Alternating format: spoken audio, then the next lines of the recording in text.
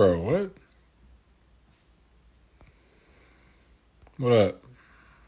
I'm trying to go. Hold up. I'm trying to get this guy in here.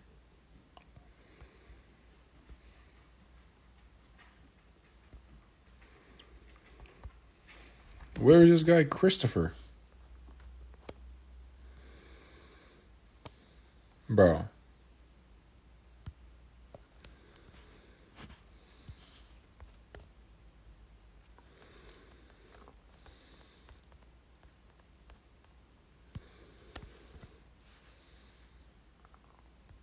Why isn't this working? Hold up, bro. I'm trying to figure out how to get this guy in here. They start to scroll or some shit?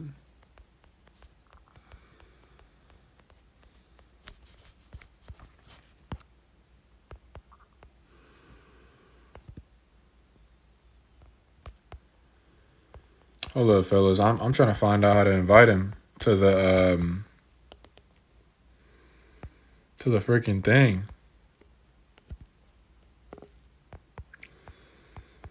Bro, what? I don't know why this isn't working, bro.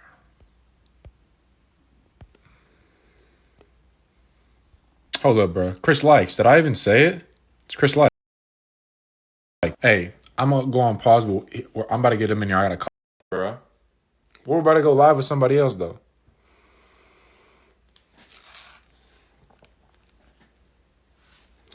I'm not 5'9". I never claimed to be 5'9". I'm trying to go live with freaking Chris Likes, but I don't know why this isn't working. Like, it should be working.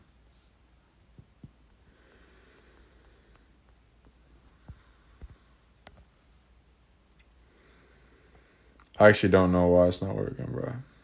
I might have to, we might have to schedule this back, bro. Hold up. Because I think something isn't right.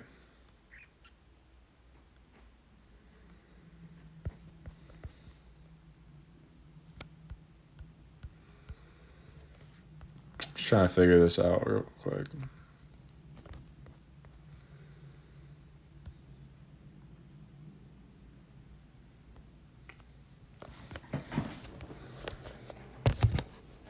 Hold on. I can't answer questions, but we're trying to get this guy in here. I forgot to even tag him in the post. That's kind of messed up.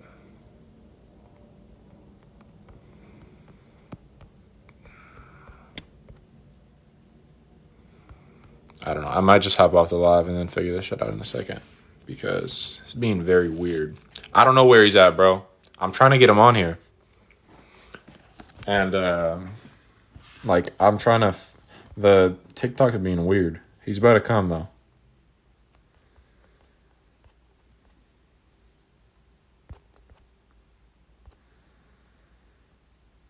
I don't know, bro. I'm gonna, yeah, I'm trying to have him be host. I'm trying to have him invite me, but it's just not working, bro. He's likes that. But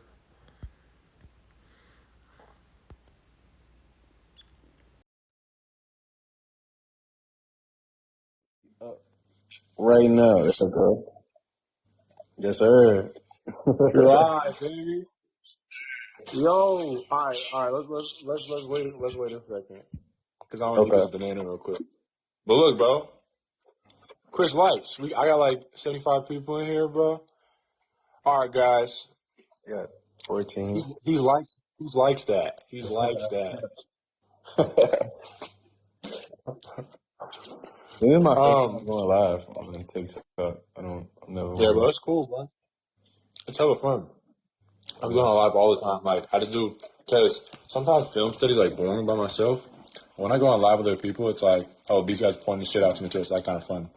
Ah, that's kind of smart. Because I be watching film on myself too.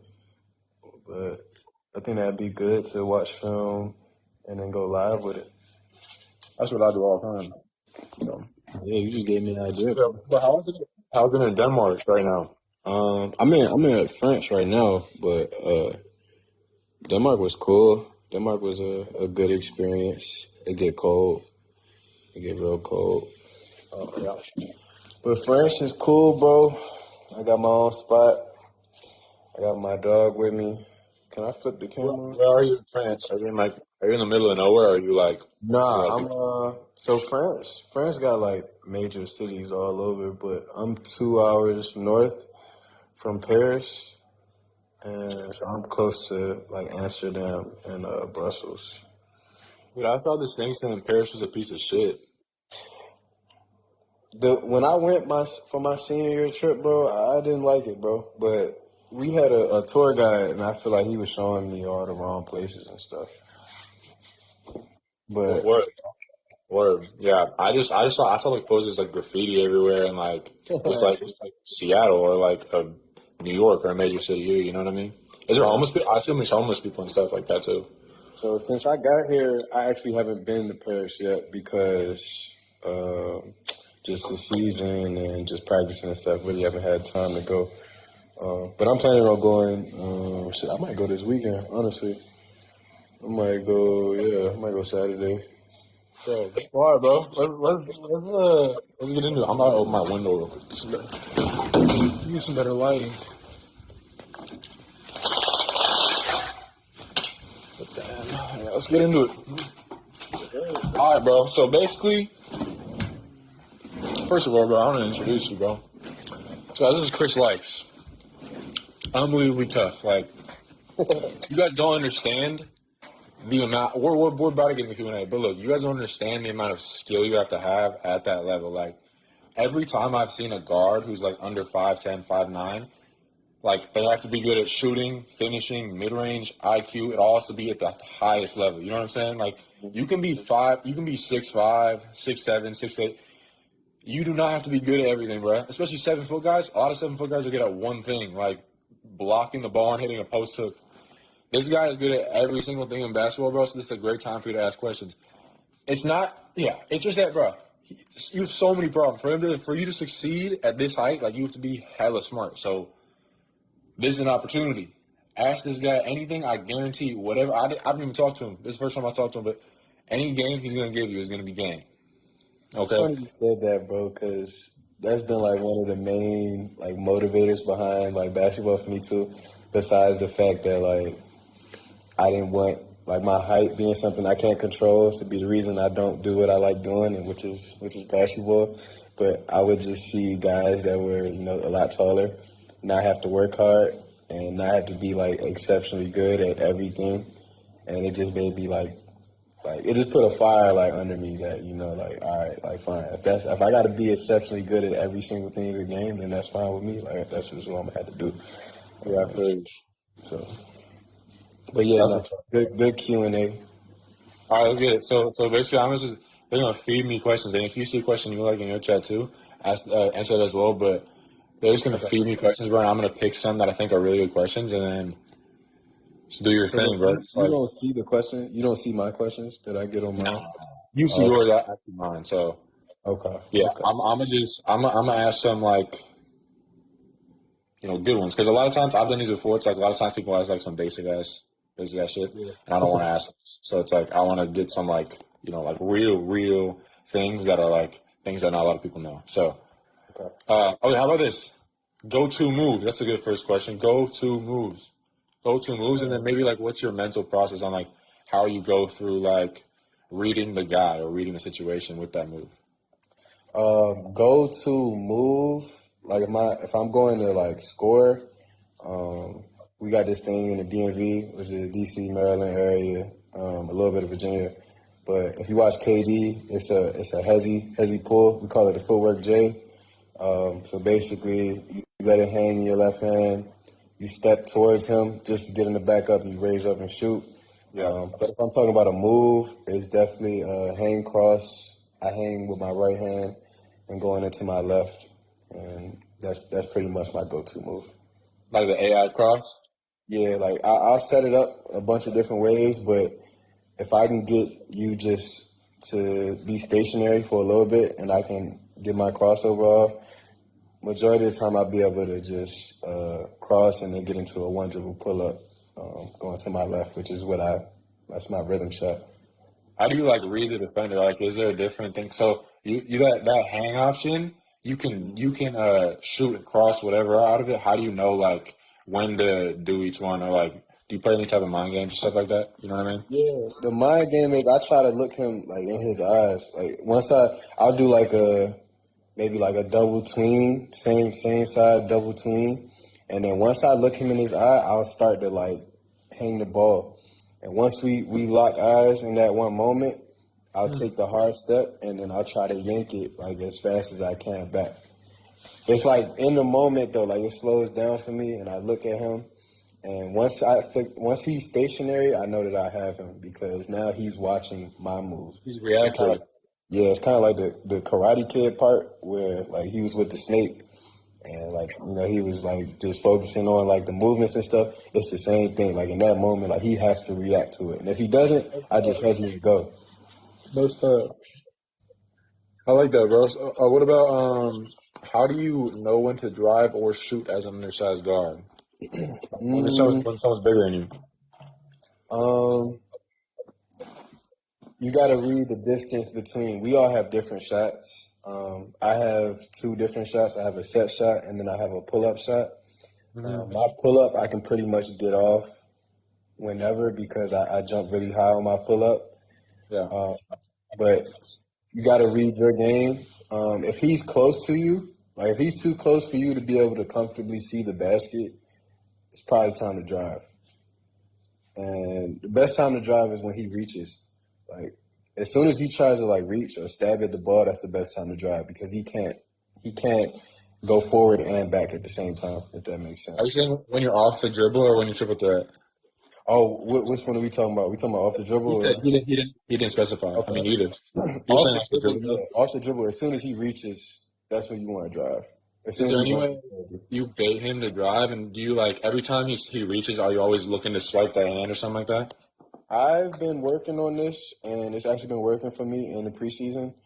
And like I'll start dribbling slow. Like I'll just dribble slow, kind of like how Harden does. Hmm. Um, Harden will like bait you into trying to reach for the ball because he's dribbling so slow, and then as soon as you reach, he takes off. And if you're watching Harden's Houston highlights, a lot of I that was got he'll you. Yeah. get down and float it. But yeah, I just yeah.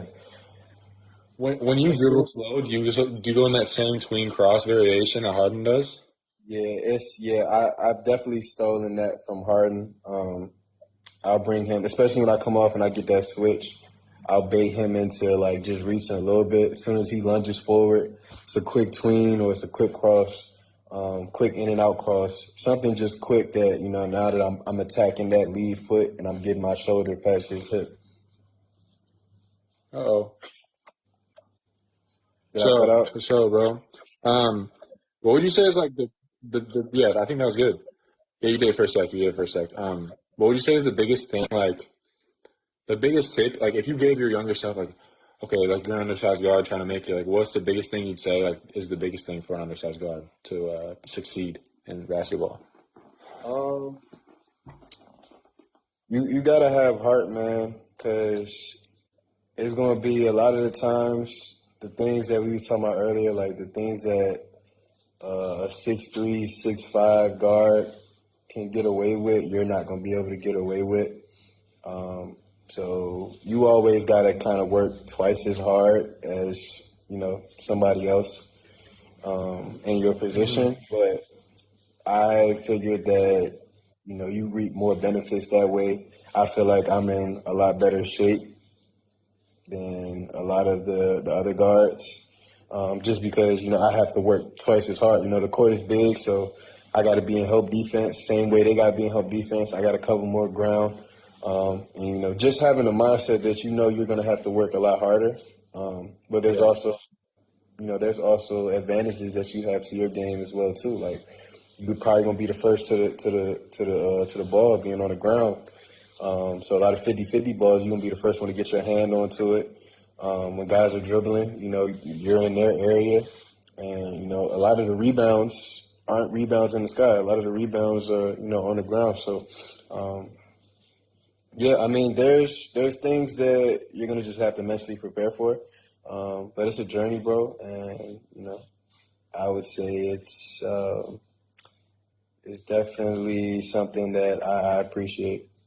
You know, So just work hard. You just gotta go hard, bro. you That's gotta what have it is. heart, bro. You gotta have the most heart on the court. I don't think you can survive, especially at the higher levels, if you don't have heart. Explain what you mean by hard. Heart just meaning like you got to be a dog out there, bro. You um can't take any BS, bro. I'm not saying go out there and talk trash and nothing like that, but if somebody's trying to punk you, bro, that can't happen. Like that can't happen at all. You know, somebody's trying to, post you up. You gotta show your fight. You gotta show your heart. And I don't know if there's a statistic on this, bro, but they didn't post me up in college. They didn't post me up. They don't post me up last year, and pros either. Like Why? it's not sweet down there, bro. Why is that? You think you just hit him? You start hitting him and shit? I'm just like I might not be the biggest, but I feel like my core is definitely top three strongest on the court at all times. Like, and guys can't move anywhere without their hips. So what I like to do is I put my forearm right on their hips, and then I'll just play with them, like pause. But I'll stab at them, make them try to protect the ball. As soon as they protect the ball and try to bring it back here, I reach around the backside and try to steal it. Like with Yeah. just that, they're not comfortable having somebody like that down in the post Yeah. like that. They're normally, all right, I'm gonna back down, I'm gonna get to my spot. But you just gotta be crafty, you just gotta be, sneaky a little bit. And, with your size, that should be easy for you. Yeah, I got you. Yeah, I got you. Um, how to avoid shot blockers as an undersized guard? 2 from 2. I think for me, that's one of the biggest things I hate with basketball. Like I hate getting my shot blocked. Like um, it just makes me feel like I'm small, and I never feel like I'm small on the basketball court. And when I get my shot blocked, it makes me feel like I'm small. So that is something I try to avoid. So you just gotta have like different finishes, different angles, know how you can get your shot off. For me, I always like attacking the basket, so I figured out ways to, just be real crafty around the rim. But we all have different games, bro, so you got to figure out what works for you. Like the floater, I'm just now developing the floater. Like I never had a floater. Mm-hmm. What was your go-to? Would it just be like, I'm attacking, like I'm going to your chest. Like my dad taught me that if I jumped into your chest, you couldn't do anything but just like put your hands up and react. And then once I bounce off, I can just float and then just lay it in. so how do you read, like, if, so you say you're going straight into his chest, how do you read? Do people ever take charges on you or not? Because I mean, So you can always go straight into him. Because like that's the only thing, like, my how would I say this? Like my form, like in terms of driving to the basket, is more like it's like Ja Morant's, like how he splits the screen and then he throws the ball into that 1-2. When a big sees that 1-2, he's kind of stuck. Like he either has to move out the way or he has to jump straight up. And once he jumps straight up and you jump into his chest, he's gonna be knocked off balance, but you're still in balance. You gotta lean with your shoulder, protect the ball, and like just finish at the end. If I had video, I could show you, but yeah, I know what you're saying. I've seen it, yeah. I got you. Um, from Shadow, he said, how to play at your own pace. that's a good one. We all have different pace, but I think just slowing down and trying to read the game, like really reading your defender's movements, reading the help defender, letting the ball flow in your hand. That's why it's important to pound the ball, because pounding the ball allows you to have the ball in your hand a lot more. I see a lot of guys that, dribble kind of timid, and the ball is out of your hands a lot more when it's like that. And now you can't, if the defender stabs at you real quick, you can't react quick enough because the ball's not in your hand. Yeah. So definitely like pounding the ball, and then just playing slow. You don't got to play fast. Like I learned that when I play slow, I'm able to use my speed a lot better, because my first Have your baseline as slow, you're saying. yeah. I mean, like it can be slow, but sometimes it's just pace, like coming off. okay, maybe letting this defender get back in front of me, and then I snatch it real quick. Like, make him think that he's there with me, and then I snatch it, and now he's out the picture. Gotcha. And Derek said, do you think you should focus on driving or shooting pull-ups more as an undersized guard? Definitely pull ups. That was one of the first things my pops taught me when I was like 13. Um, definitely pull ups. I mean, because you're gonna be able to get to the rim sometimes, but let's be real, you're not gonna be a finisher. Like that's not gonna be. Now you might be. Everybody's game is different. You might be, but I think the shot that's open most is the pull up shot. You know, you get to that mid range, it's always there. My pops always told me like, get to that first, see one go in first, and that's what I try to do. Try to see one go in first from that mid range, and I shoot pretty good percentages from the mid. Michelle, can you emphasize like how important that is as an undersized guy? Because I remember I asked this other guy who I was running with one time. He was like 5'6". I was like, "What's like the biggest thing?" Because he played D1 too, and I was like, "What was the biggest thing like for you going from like whatever high school to college as like an undersized guard?" And he was like, "Oh, the mid range for sure." Can you talk about like how important it is to have that midi game?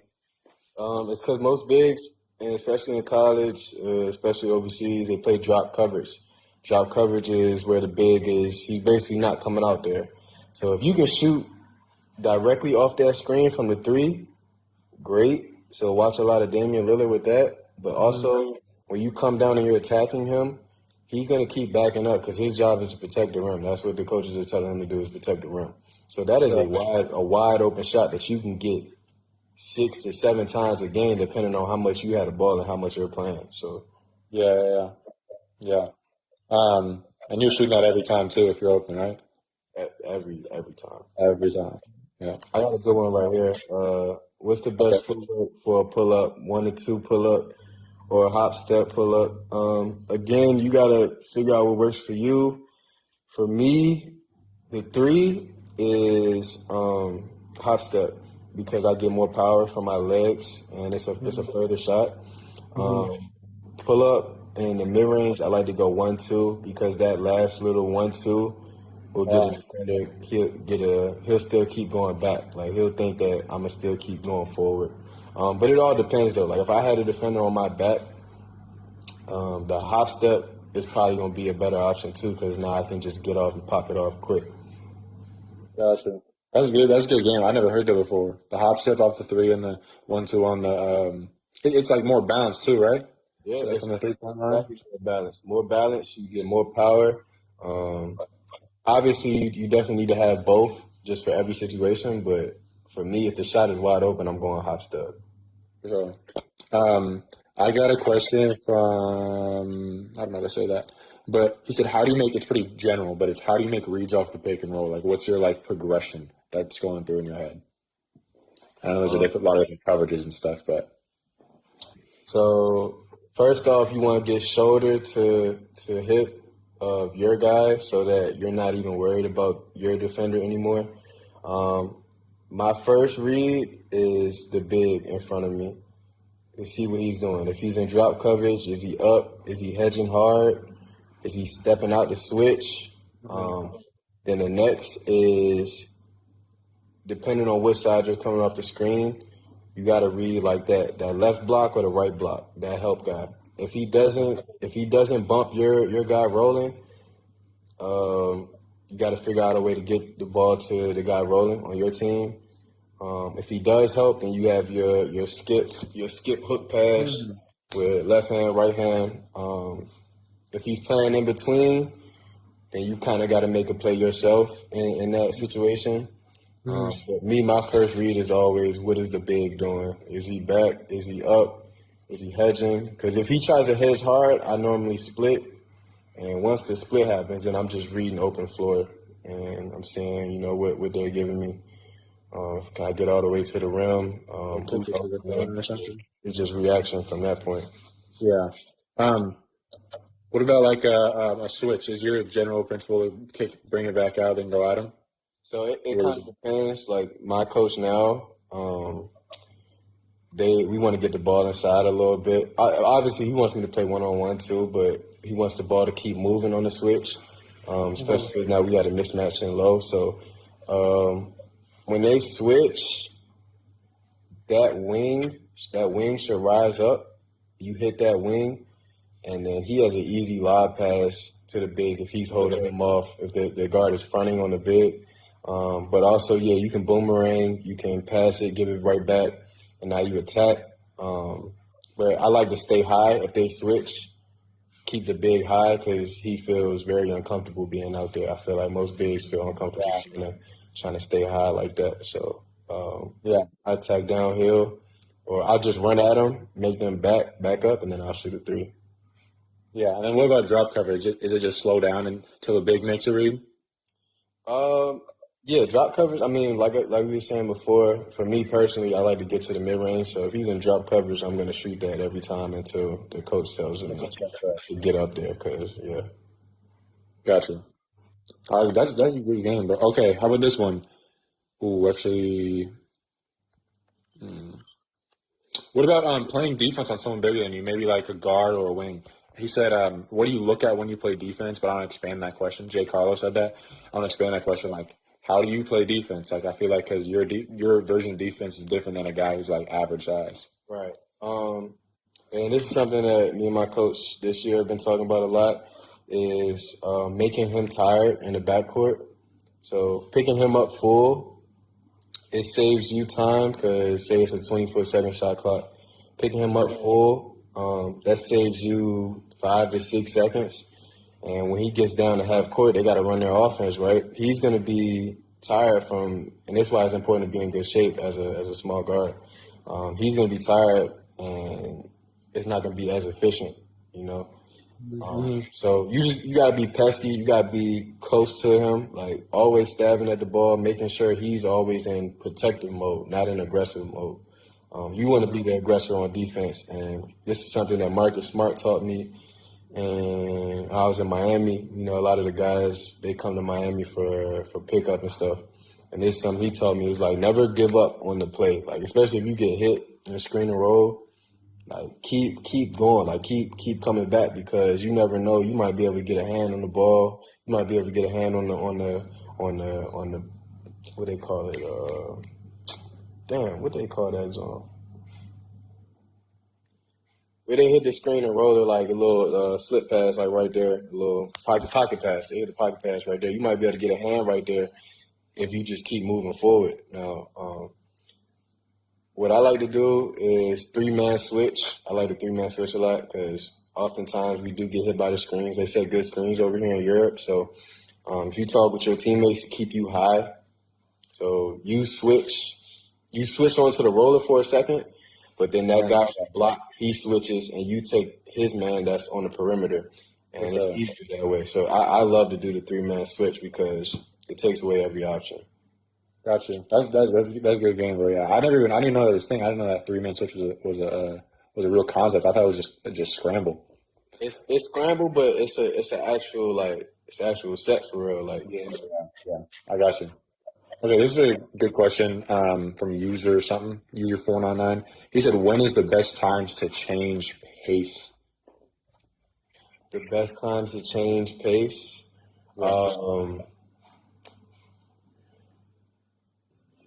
Definitely. So in transition, sometimes too, I found that this works for me a little bit. Like I'll start off fast.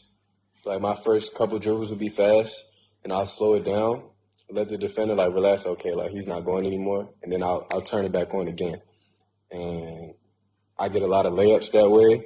Another good time too is off the screen and roll. As soon as you come off, you got like 0.3 seconds to kind of just like read everything, but keep that same flow. Whatever speed you come off the screen at, keep that same speed, and then depending on how they play it, how they defend it, you know, you just make your read, but make it quick. Keep the ball moving. But I mean, you just gotta feel the game, like, and that's why it's important to watch, you know, other people's game because You know, they can teach you something about your game that you didn't even know you had, but you're actually really good at it. Yeah. On that transition tip you said you go fast and slow for just a little bit of time, then you go fast again? Hmm. If Because you, it makes the guy slow down as you're speeding up, right? yeah, if you, I know this is half court, but it's kind of the same thing. John Wall is who I got this from too.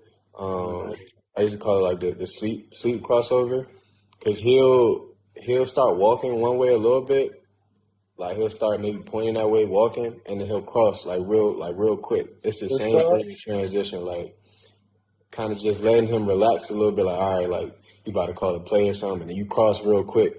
It's really tough to defend. It's really tough to defend. Is it push cross or like what crossover do you do? It's like a not a push crossover. It's really like he changed his whole body direction. Imagine he's going this way, right? And then he quickly like that way, like back to the basket. Yeah. He's going away from the basket and then quick towards the basket. I got you. And I've seen Shea. I was watching hella Shea. He like waits till he gets close to the defender. Is that what you're looking for when you're going slow to fast, something like that? Mm-hmm. Because as soon as he gets like super close to you, like that's the perfect time to blow by him. Because Absolutely. a lot of defenders, once you blow by them, they kind of like give up on the play. Yeah. And then in that first scenario you're talking about in transition, Hmm. where is the defender on you? Like, are you going? You know what I mean? Is he close to you the whole time when you're going fast? So normally I push up the sidelines to kind of get him on his heels, and then I'll slow it down. And as soon as he tries to come towards me, then I blow by him again. If that. Wait, say it one more time. Say it one more time. So, all right, I'm pushing up the sideline, right? Uh huh. Last three or four dribbles, right? He's on his Uh-huh. heels. Now Yeah. when I slow it down, Like in he's front of you or like? yeah, he's still in front of me. He's Yeah. backpedaling. Yeah. Now when I slow it down, he's like, okay, bet. Like let me come towards him a little bit. And as soon as he starts making his way towards me, I'm gone again. Yep. I got you. Can't I got you. you can't go forward and back. I try to get defenders in that position where you can't go forward and back at the same time. Like that's impossible. I got you. Everybody can do that. So I got a question. Hold on. Ooh. I got this question like 3 times in a row. So how to shoot over taller defenders, how to score over base. I got how to shoot over taller defenders, how to finish over taller defenders, how do you score over taller defenders. Basically, how do you score over taller defenders? Maybe talk about it, just like general principles that you use to like, get buckets when someone's taller than you. Um, I would say it's become natural for me, and that's because my father had me playing a lot of one-on-one with older guys early. So Yeah. I would say play as much one-on-one as you can, bro. Like, and pick defenders that are taller. It'll make you figure out how to get your shot off. Like, the more you do that, you're gonna get better at it. Like, even Yeah. in Miami, Coach L used to have me like playing one-on-one with the bigs sometimes. Like, figure out how to get my shot over somebody that's 6'10", and how to Yeah. create space. And the more you do that, you're gonna get better at it. So I can't really tell you how I get it off, other than the No. fact that I've repeated it so many times that you know I say it's become natural for me. Got you. And I got this question 2 times from Ethan and then one other guy. It was, how do you stand out as a shorter guard in tryouts or like on a team in general compared Uh, to like other guards? Definitely pick up full, be scrappy, dive on the floor. You gotta do like the dirty work. You gotta be like the janitor type. If you're a scorer, score the ball. If you're a facilitator, facilitate. But definitely you gotta show that heart that you're not gonna accept any type of any type of back down. Like you have no back down in your DNA. And coaches love that, man. Like take charges, dive on the floor for loose balls. Like coaches love that, man. Like that'll get you noticed for sure. No back down in your DNA. No back I down never in heard the that. DNA, bro. Never did. I'm writing that down. Never down, bro. Never had that. My first nickname was No Fear, and that's because. And I got this question too, is saying like, yeah, why didn't you have a floater? And my father was saying the same thing, bro. But like, I just felt like the floater meant that I was small on the court. I didn't like that. So I I'm was going like, into the set I'm going at every his time. chest. I'm gonna go at his chest. He gonna have to block my shot, and that's how I learned to not get my shot blocked either. That's tough. Okay, I got a question set. Hold on. Ooh, and they're all like how to get the shots up over taller guys, dude. Yeah, I got a lot of that too. Yeah.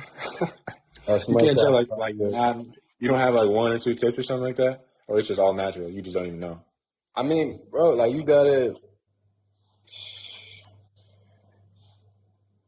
I can't even, cause my shot changes, bro. Like it changes depending on how fast he reacts to me, like pulling up. Um, but like I said, I've been doing it for so long that it's become like natural for me to release it faster, release it higher, like release it quicker, knowing how much space I need to actually get it off. Mm-hmm. Um, those things are just something that comes with the experience of playing the game. And experience comes from playing one on one with Yeah. taller guys, bro. Like that's something you have to do. You have to do that as a smaller guard. Well, one thing I can give people that I've seen a lot is like a lot of times I see people bring it out like when someone gets a switch on a big or someone who's when you're obviously quicker than someone, utilizing your quickness and leveraging your quickness. I think that's like the main thing I see when people get that switch, like John Morant, Steve Nash, Kyrie. They would always bring it out and then wait a sec so they can shift the guy. I think it's to use your quickness to your advantage. I think that's the biggest thing you can do. I'm not, undersized guard, but I mean that's what I've seen. Right. No, that's definitely it too. Just knowing the space you need to be able to get your shot off, and that comes from doing it repeatedly. But yeah, bro, it's just watching. Like, if you really love the game, you're gonna watch the game. And I've seen some of your videos, saying that like, if you really love the game, you're gonna watch like a bunch of different players and be like, okay, no, I really like that, like, and try to implement that into your Yeah, game. yeah, yeah, yeah. Well, we think this is a really good question from Nestor. He said, "What do your workouts look like?" But talk about like some of the bad stuff that like people do and like why and what they should actually be doing when training. You know what I mean? One of the biggest things that I hate seeing, when guys work out, and I don't want to use the word hate, but some of the things that I'm like, yo, that's just not going to work. It's like when you're not going game speed, when you're not acting like somebody's actually guarding you. One of the biggest things that I always did when I worked out was, okay, I got a 6'5" guy guarding me. Like, how am I going to get this shot off? Like, I would act like somebody's actually guarding me. And that's the imagination and visualization that you have to have as a basketball player, too, which is not easy, bro. Like, not everybody has that type of creativeness. I'm thankful that I was granted that as a gift, to be just super creative. Sometimes I get a little too creative and do a little too much, but I would rather that than be a robot on the basketball court. But you got to train like you're in the game. That way, when you get into the game, it feels like you're doing con work, bro. It's just as simple as that. It's as Yeah, simple as that. yeah, yeah. Um, how do you contest shots? Like, how do you contest shots? What's your like, especially if someone's bigger? Yeah. I would say I'm pretty athletic, bro. So I surprise a lot of guys when I actually get up there and contest. I always contest with my left hand. Even in high school, and when I was blocking shots, yes, I was blocking shots. It was always with my left hand, um, and I just feel like I can reach further with my left hand. And a lot of guys are like that, especially in basketball. Um, but yeah, man, I try to just not let my height be a detriment to things like that. Like anything that I know that they're gonna be like, oh yeah, it's because he's small. Like I try to not allow that to happen in the basketball game, if that Yeah, makes sense. yeah, yeah. I got you. I got you. Like, I got you. I got you. Like boxing out, like he get an offensive rebound over my back and I just look small. Like I try to not allow those type of plays to happen in the game. I got you. That's good. Um, she said top five shots to work out as a small guard. So I'm a scoring guard, so Shooting off the three, shooting off the screen and roll from the three, off the for the mid range. Those are important shots. Step back, going right and left, moving like not just a station. Like you're not gonna be able to just step back like Luka and shoot it over somebody like that. That's gonna be rare to happen. But moving, like getting him going and then stepping back, you can add that into your game. That'll be perfect. The mid range, right? Yep, mid range. Yeah, mid range. The side step two. I like the side step three. You see Trae Young do it a little bit. Donovan Mitchell is somebody good to watch. Darius Garland. It's somebody else that really does it too. But Damian Lillard, like when it comes to shooting off the dribble, Damian Lillard, Kyrie, Donovan Mitchell, Paul George, Shea. I like the way Shea just uses his body, like his his shoulders. I don't know what's in his shoulders, but he hits somebody with his shoulders, bro. It's they're falling, bro. So, Dude, it's like the angle. He creates that shoulder to shoulder really well. yeah, He creates that shoulder to shoulder really well. yeah. So, just watching a lot of scoring guards. Like you'll see it. You'll see a lot of similarities in a lot of the players. Like Bradley Beal is somebody I used to love to watch too. D Book. I mean, damn near everybody, bro. Like you can take something from everybody's game. Yeah, yeah. Shadow said, how do you play calm and relaxed, having a clear view of what is happening around you? I don't know if you know what the flow state is, but that's something that I've been really focusing on this year. And that's just like, I damn near tell myself, like, bro, if I have a bad game today, bro, I really, like, I don't even care. Like, I know that is not the end, and that's not, my game today doesn't define my career. And me putting myself in that mindset allows me to just play freely, just love the game. And it's two things that I tell myself, before the game is just to play hard and have fun. And I can live with the outcome. As long as I'm playing, I'm giving it my all, and I'm having fun, I can live with the outcome. So that's what it's all about. Hey, listen, I got to say something, bro. So if you're unconfident, bro, and you're in JV basketball, varsity basketball, it doesn't matter, bro. This guy's talking about he's playing for money. If he doesn't play well, bro, he's not going to get money. And he's talking about this is the best way to play. This game today does not define your career. Your season as a varsity player, whatever you're at, bro, it does not define your career. Remember that. Especially at that age. Like, I get it. That what happens is you start comparing yourself. You're comparing your journey to everybody else. You start seeing guys getting offers in your class and your age group. And you start like, damn, like, and I was there too, bro. I was crying. I remember I was 15. One of my best friends, he got the offer from Miami that I had wanted so bad. And, he called me, he's like, yo, like, I got the offer from Miami. And like that night I was crying, bro. Like I cried the whole night. Like, cause at this point I'm killing in AAU. I'm like, damn, what else do I gotta do? Like I'm scoring 20. Yeah. What else I gotta do? Yeah. Shit, next day I get the offer. So it's like that right there showed me how much I wanted it, but also like just be patient. Like your time is coming, bro. Like as long as you continue to have faith and confidence that the work that you're putting in is gonna mean something in the long run. Now it might not be you go D1, it might not be you go pro, it might not be that, bro, but you're gonna learn something about yourself that is gonna be so beneficial towards just your life in general that is gonna be important down the road, bro. Yeah, that's really good advice. It's really good advice. 11 said, how to progress when you don't have a mentor or guidance, like an athlete, father, or a good coach. Bro, it's so much like content out here now, bro. Like you can find motivation like just by being on Instagram Reels and on TikTok, bro. Like it all depends on what you like and like what you're feeding your mental. I wouldn't like I had like guys in my corner that were trying to, steer me the right way, but I didn't have a mentor I was talking to every day. Like my mentor was my father. Like, and he was teaching me just life skills in general. And he was really the hardest one on me. Like, he kind of instilled in me to never be satisfied. Even if I did have a good game, if I had a bad game for sure, but if I did have a good game, not to be satisfied with it and to keep working. Because I would have a 20-point game.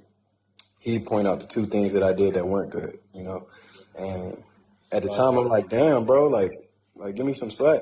But now that I'm a lot older, a lot more mature, I see that he was just instilling in me to never be satisfied with what just happened. Like, we still got the bigger picture, the end game, the end goal in mind. So, Yeah. Yeah. Yeah.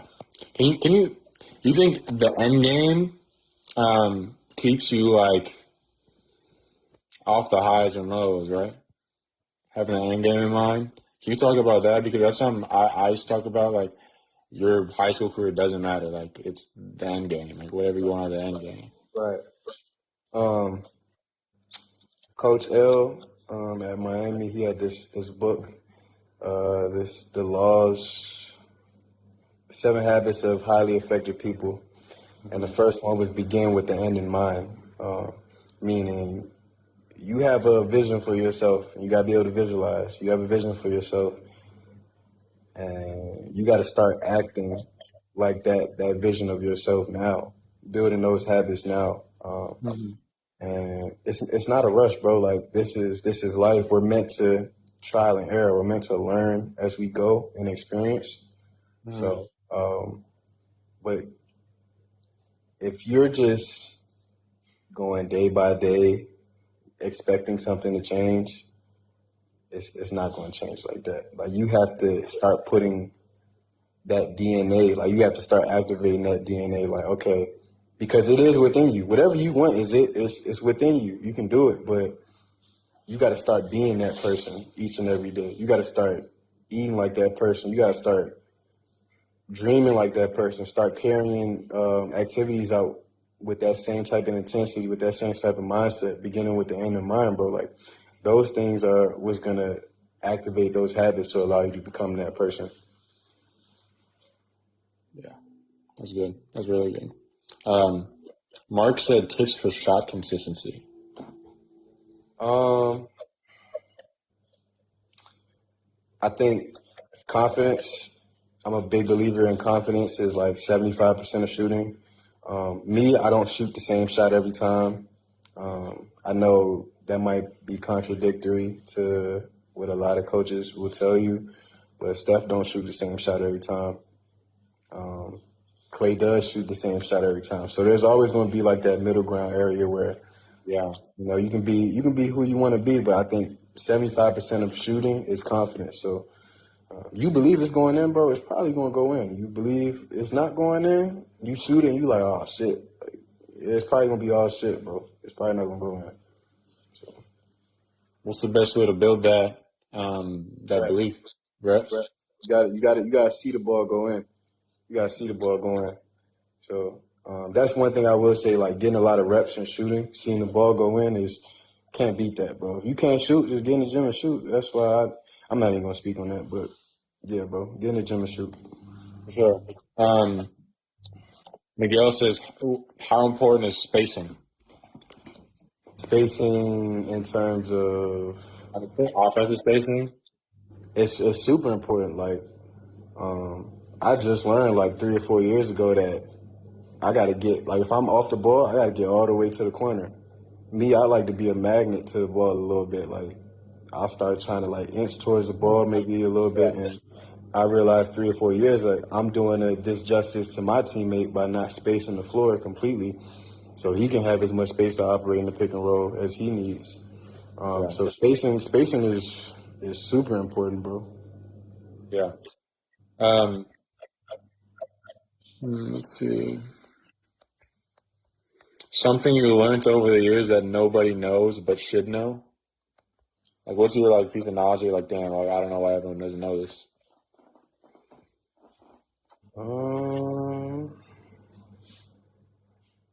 That might be too much game. I gotta keep up. It might be too much game. I'm really just saying that though. Like, I can't even think of something that, like, I wouldn't be able to tell y'all. Like, You're lying, bro. Yeah, Come shit. on. I do a lot of like I'm really spiritual, bro. Like I do a lot of like meditating and I just have beliefs about myself that may come off crazy if I, just give that out to the public. So, but I would say, yeah, just being real in tune with yourself,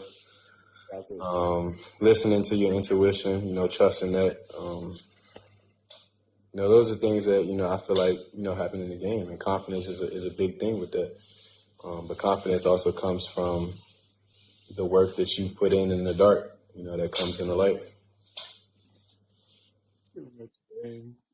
I'm not gatekeeping, bro. I really feel like, I mean, I've been watching past 3 years. I've I'm been about to watching. call you after this, bro. I'm about to call you after this. I'm gonna get it. Say no more, bro. Watch anime. Watch anime, bro. Bro, yeah. I actually heard that, bro. I can almost tell when someone watches anime, bro, because they shoot crazy shit. Yeah, bro. Like I just started watching like 3 years ago. Probably like 4 or 5 years ago. One of my best friends in Miami put me on a Naruto. That was the first one, and after that, I was like hooked on it. I was like, oh yeah. For sure. Um, ooh. You have any recovery tips from Hans? Yeah, bro. You got to be aggressive with it. Be aggressive with it. Like, if you can do training, if you can do some recovery right before you go to sleep, especially for ankles, bro, the more you do, the faster you're going to get back. Like, and the ankle pumps, the dorsiflexions, like, all of that, bro. And you can literally find everything you need on Instagram Reels and TikTok, bro. Searching whatever you feel like you have, bro, and I guarantee you, there's gonna be some stuff on there that's like, all right, like that didn't help me at all. But a lot of the times, bro, I find exactly what I need, and I just save it. I put it in these little categories, and I save it. When I'm having pain somewhere, I just go back to it, and just start working on it, bro. Because Yeah. what happens is the universe sees you working on it, and it's like, all right, we're gonna help him. We're gonna help him out a little bit. You're gonna help him out Yeah. a little bit. And shit, you might wake up the next day like, damn, I don't even feel the pain no more. But the key is to keep doing it. Like, keep being consistent with it. Yeah. Marchie said how to not care about people on the court, and I'm assuming he's talking about like opinions or something. Nah, I think I know what he's talking about. Say he take like a shot and he starts feeling like eyes and energies of everybody just like yo, like what is he doing? Like, I would say, bro, because this is a tough one. This is a tough one.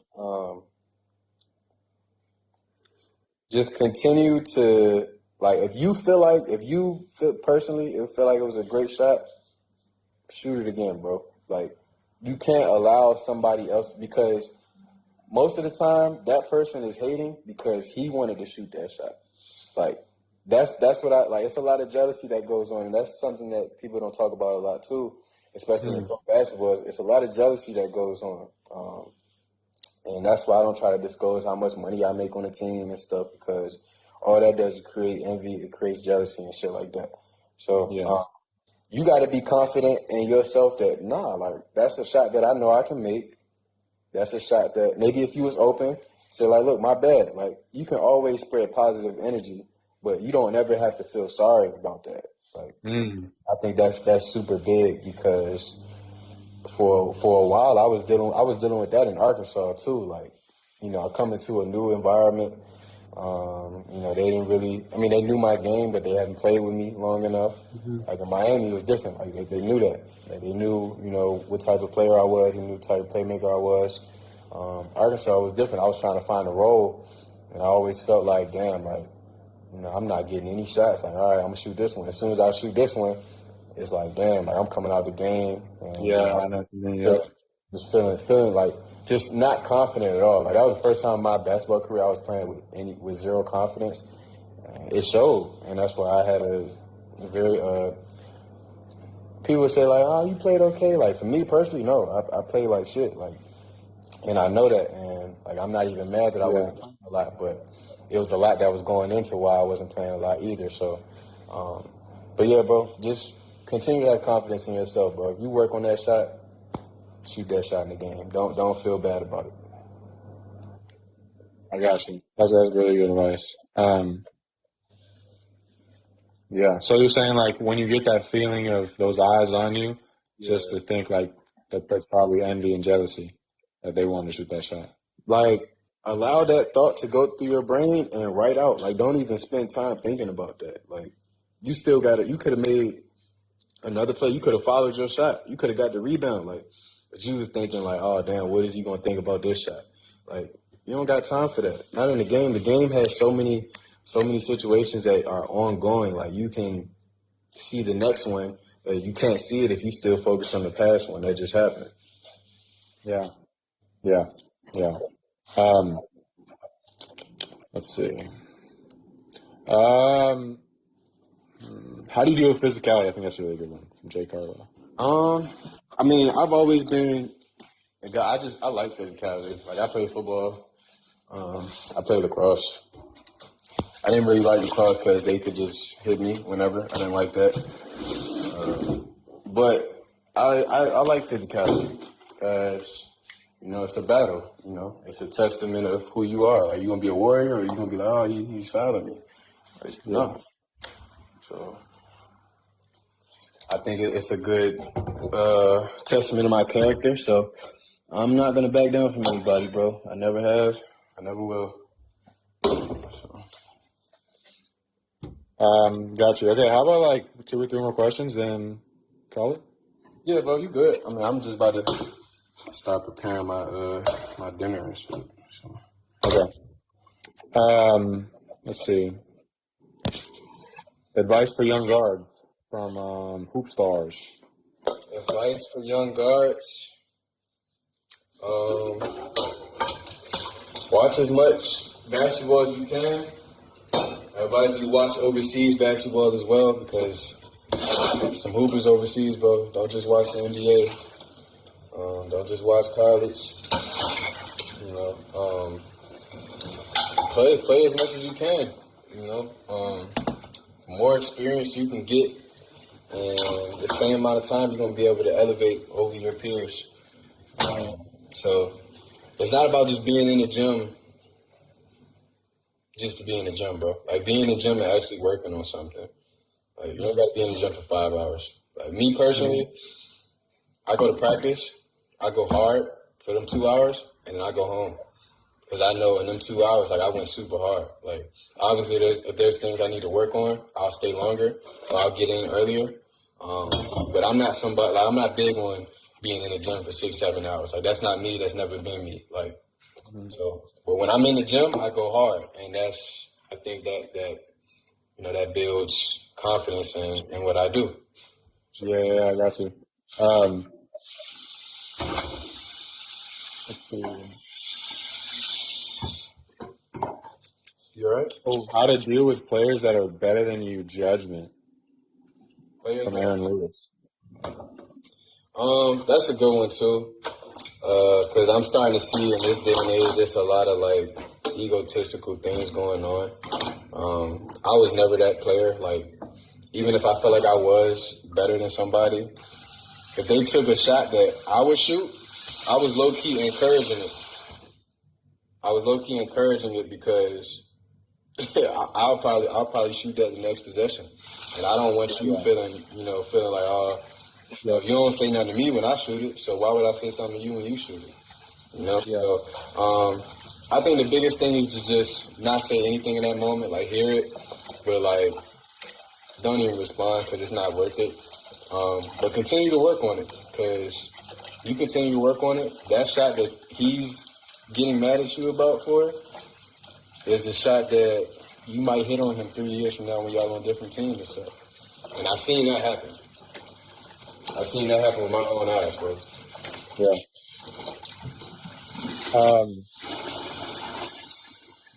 Kent said, how to get a better movement pattern to your handle? Movement pattern. Yeah. And that's why I say it's important to like study your own game because we are all kind of built differently. I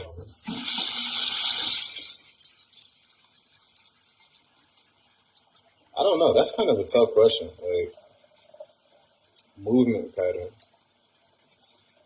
Find somebody that you feel like you move like. Like my father, he sends me a lot of like Donovan Mitchell, because he feels like that's who I move like, that's who I'm built like. And I do see some similarities in that, yes. But my favorite player is Kyrie and Lonnie Walker, just because that's my best friend. But yeah, like find somebody that you think moves like you or somebody you want to emulate and move like them. And then you'll see that you'll start to add pieces that work for you. And that way your game is yours. I don't like being exactly like somebody else. Like I don't think that works. Yeah, you just take pieces. Yeah, I don't think that's cool either. I think, we're all our own different beings. So I think it's important to always be yourself. Exactly. Vasil said, how many shots does he make per day? How many shots do I make per day? Yeah. Right now we are like this close to the season starting. We play like 5 preseason games so far. So right now we're not doing a lot of like off-season training. Like off-season, I mean, I stay in the gym until I feel like I'm making shots at a consistent basis. I don't really put a number on it. I know guys like to put a number on it, but I think it's all about feeling. Like if I'm feeling good, if I'm feeling like I'm making shots, then I'll leave the gym. So if I don't feel like I'm making shots and they're not going in at a consistent rate, I'll stay in there a little longer until I do. Yeah. Gotcha. Yeah. User 499 says how to be more disciplined.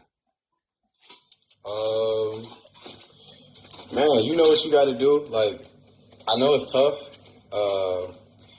but discipline comes with being consistent with it. Like, you can't do something one day and then mess up or like forget to do it the next day and be like, okay, like, all right, I'm gonna keep trying like every other day. Like, that's not how you build discipline. Discipline comes from doing the same thing every day, holding yourself to a standard. Because if you want to be great, bro, it's not gonna be easy. Anything worth it in this life. I'm 25 now, and I've learned that anything worth it in this life does not come easy, bro. Like, you really gotta work for it. And I'm not saying work to the death, like work to die, but like you gonna have to work for it, bro. It's not gonna be easy. Yeah. So hold yourself to a higher standard. I think a really big thing that a problem that I've gone through, and I think a lot of people go through, is like they have this vision of themselves that keeps them motivated, but as soon as an obstacle comes up, they lose that vision, and that's what makes them undisciplined again. They don't believe that vision can come true. The biggest thing is knowing that obstacles are gonna happen, and all you have to do is keep the vision. If anything happens, know it's okay, and that thing you want is still possible. It goes to what I was saying earlier too. Like, you gotta like, all right, if I want to be this person, what is that person doing right now? How is that person treating his body? How is that person eating? Like, how is that person going through everyday situations? Like, what's his mindset? So that person that you want to be, you have to start being that person. You're not just going to wake up and be that person one day. Like, you got to start being that person each and every day. And then, after 3 months, that's all you really need is 3 months. After 3 months, you're going to see that, oh, I am that person. And now you keep going. Now you keep building on it.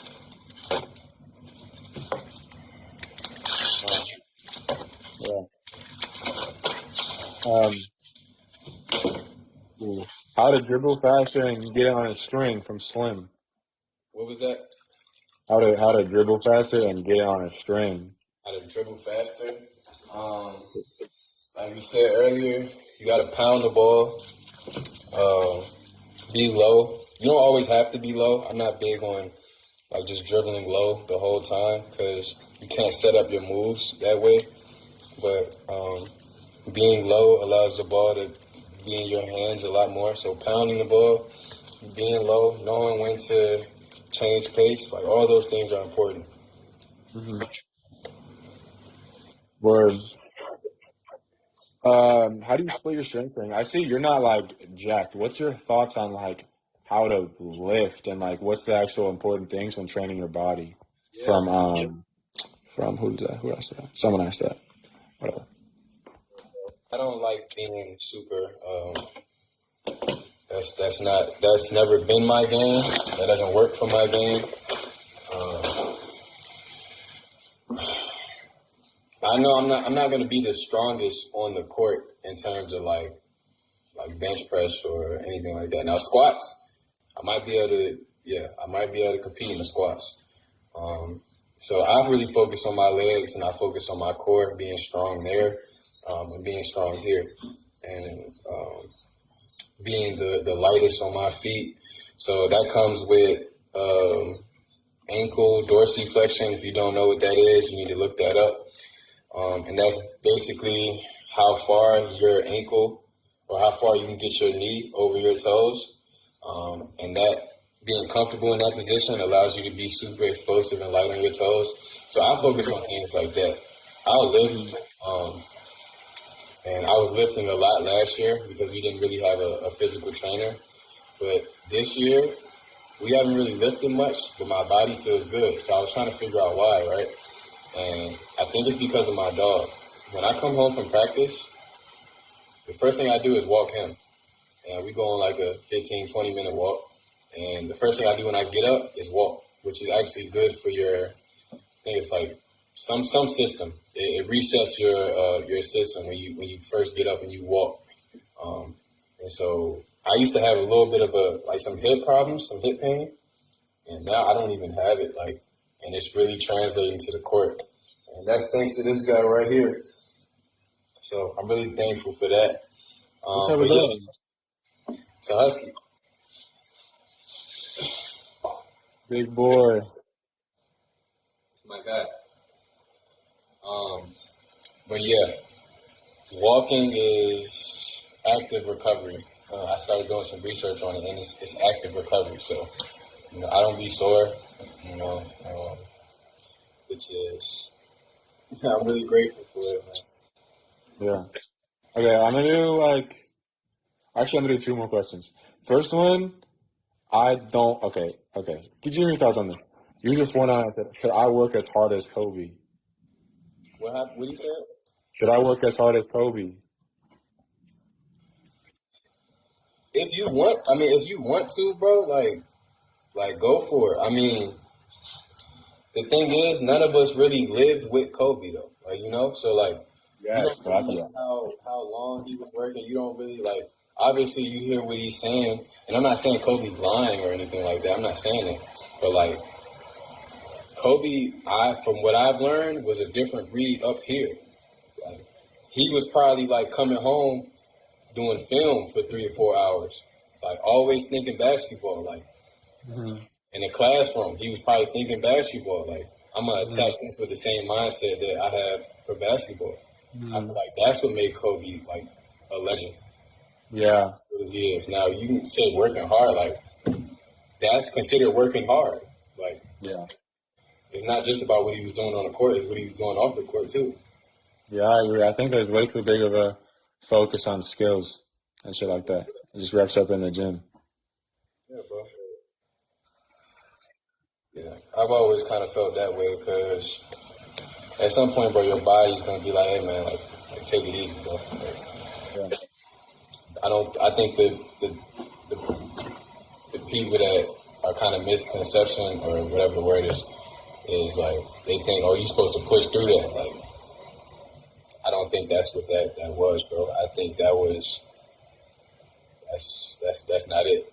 If your body's telling you need to chill, probably need to chill. Now, there's certain times where if you got more in the tank and you can go more, okay, then yeah, pushing more.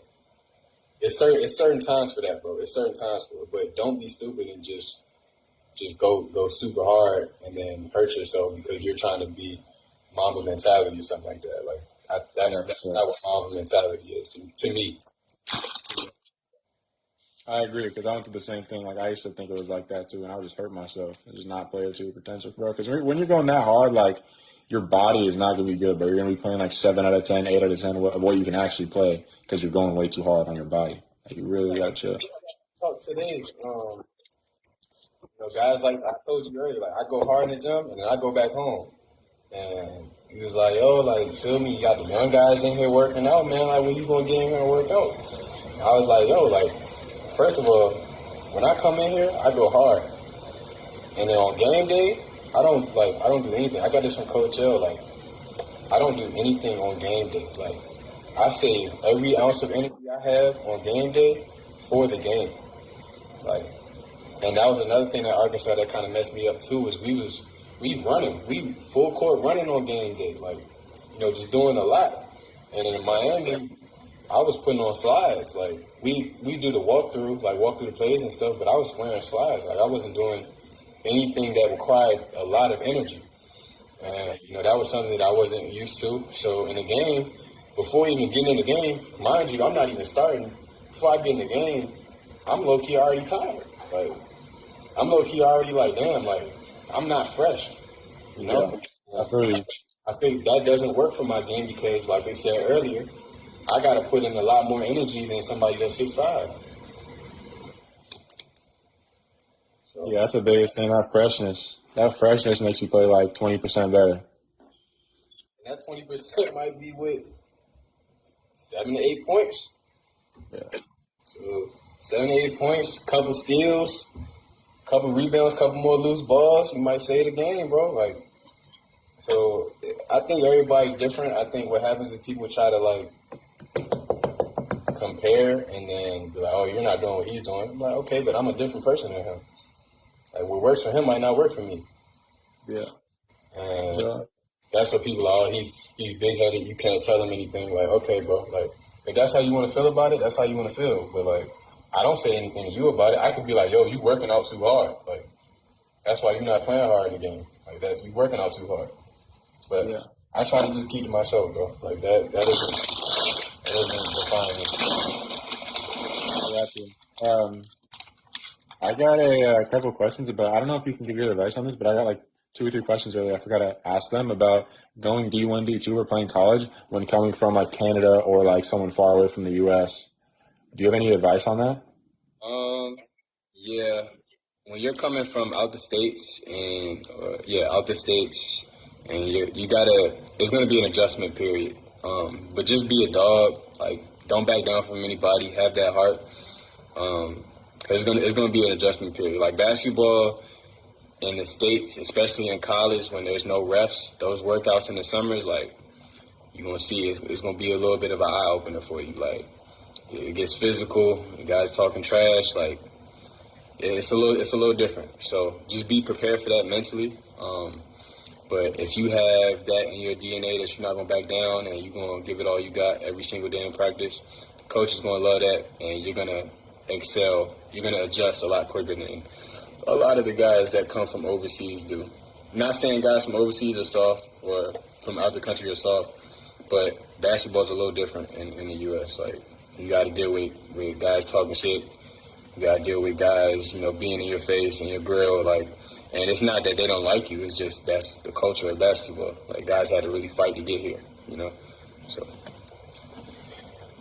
I think that's good. It's a good piece.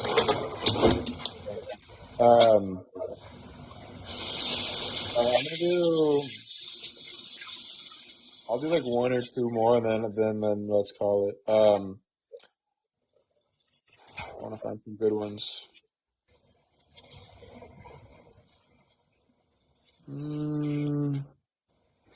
Oh, this one's good. Okay, how to not get tired in games? Like, what's your conditioning regimen to make sure you're good? And talk about like how important that is too. Yeah, I mean, conditioning is super important. It's the reason why Steph Curry gets open. A lot of people think it's just, the Golden State is setting screens for him. Like, no, he's actually running and getting open too. Like, he's passing and giving up and actually running. And for a smaller guard, you got to be able to defend at a higher level. You got to be able to pick up full. Then you got to run the offense. So your conditioning has to be a lot better than everybody else's on the court. Like, it's guaranteed. You have to. So one thing I like to do is, I don't know if you get water breaks. We get a little bit of water breaks here. I don't go straight to the water. I shoot free throws right after. If I miss, it's 5 push-ups or I got it down and back. If I miss 2, it's a down and back. If I miss 1, it's 5 push-ups. And then just going hard. Like, if you're tired in practice, especially like before the season starts, like push yourself. Like, don't try to save any energy. Like, push yourself so you can keep building on that. And then, man, just if you feel like you need to do some extra conditioning, like do it. Like, if you're getting winded in the games, like right now I'm not getting winded. We're also, like, everybody's playing like around 20, 25 minutes right now. So I'll see October 17th if I'm in really good shape, but I feel like I'm in really good shape. So we'll see. But if you feel like you're not in shape, bro, you got to do some extra conditioning, bro. And I don't think just running up and down is going to get you in great shape. I think you need to play pickup, but play pickup like hard, like pick up full, like push the ball every chance you get, like push yourself to be in good conditioning. Because basketball is more than just up and down. Like, you got to slide, you got to jump, rebound, you got to push that jump. Like, it's a lot of things. Like, I think basketball shape is, maybe besides soccer, is the best shape you got to be in for any sport. Yeah. Okay. Who else said best ways to improve IQ as a point guard? You gotta watch the game. Just watch the game. There's so many great point guards out there. It doesn't have to just be NBA. There's a lot of great point guards overseas that are like really good, bro. That can really pass. So just watch the game, bro. You'll see. What happens is you'll start to be comfortable. Like, oh, I seen this situation. I seen what he did in this situation, and you'll see that works exactly the same way in this situation. So. The more you watch the game, the more IQ you're going to have. Like, there's no secret to it. Yeah. I think this is a really good question for you to answer, because I think I know what your answer is going to be. You said, can I get into a college without high school history? I know so many people give up, but give me your opinion on that question. I think anything is possible, bro. Like, I'm a big believer in that. I met him this summer, Zero.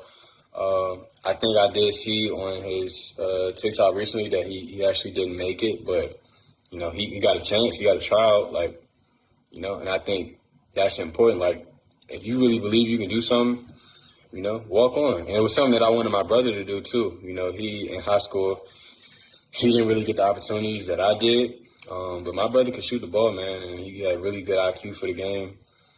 Good feel for the game and all that. So I kind of wanted him to walk on and just, you know, see how it went.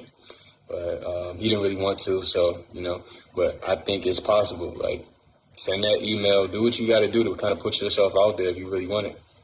Mm-hmm. Gotcha. Okay, I'm going to ask question. This is a really good question, and then let's call it. You said how to deal with personal things off the court that affect the work. This is where maturity comes into play. You can't bring your work home. How does the quote go? I think. Oh, I forgot how it goes, but yeah, you don't want to bring when it's business, when it's work, you gotta be in that mode. Like, you can't bring outside influences into your work and your discipline that may affect how hard and how intense you go that day, right?